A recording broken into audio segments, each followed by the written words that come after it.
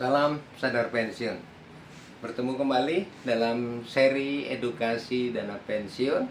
Teman-teman, para pekerja dimanapun berada, pada sesi kali ini saya ingin membahas bila seorang pekerja sudah memiliki program jaminan hari tua dari BPJS Ketenagakerjaan, apakah masih perlu dana pensiun seperti DPLK? Saya langsung secara to the point menjawab sangat perlu. Kenapa? Karena program JHT dari BPJS Ketenagakerjaan yang bersifat wajib itu kalau kita konversi sebagai manfaat pada saat kita berhenti bekerja, di mana dia dibayarkan secara sekaligus, itu sifatnya untuk memenuhi kebutuhan dasar kita pada saat di hari tua. Kebutuhan dasar itu artinya adalah kebutuhan primer.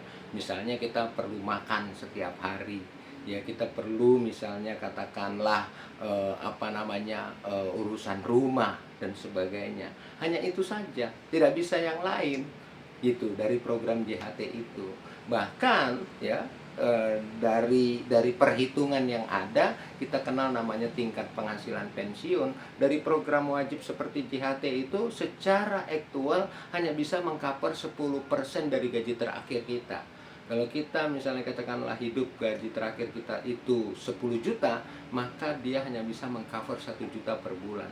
Bayangkan penurunan dari gaji 10 juta pindah ke 1 juta.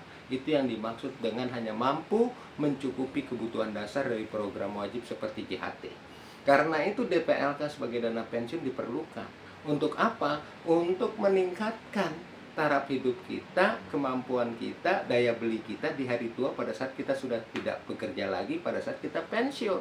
Caranya dengan apa? Ya tentu relatif ya, kita bisa menabung misalnya 500.000 atau 1 juta per bulan, lalu kemudian nanti di hari pensiun kita memperoleh manfaatnya. Mudah-mudahan itu bisa menaikkan katakanlah 20-30% lagi dari tingkat penghasilan pensiun kita. Ya kalau standarnya ILO minta 40%. Saya punya studi bertanya pada 20 pensiunan, rata-rata mereka itu butuh 56% ya dari kebutuhannya dia sebulan ya dibandingkan gaji terakhir. Jadi kalau gaji terakhir 10 dia butuhnya 5,6. Itu buat makan, bayar listrik, air ya, termasuk juga ada asuransi kalau ada biaya darurat kesehatan, ya termasuk beli kuota internet dan sebagainya.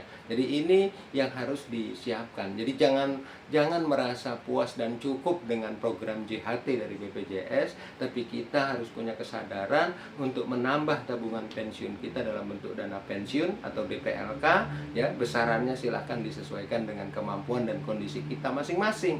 Tapi intinya adalah itu semua dipersiapkan untuk kemandirian finansial kita di hari tua, untuk kesinambungan penghasilan kita pada saat nanti kita pensiun, di mana kita sudah tidak mendapatkan gaji lagi.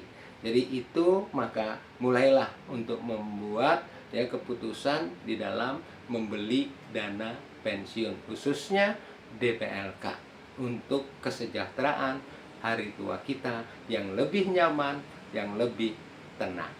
Demikian, terima kasih, salam sadar pensiun.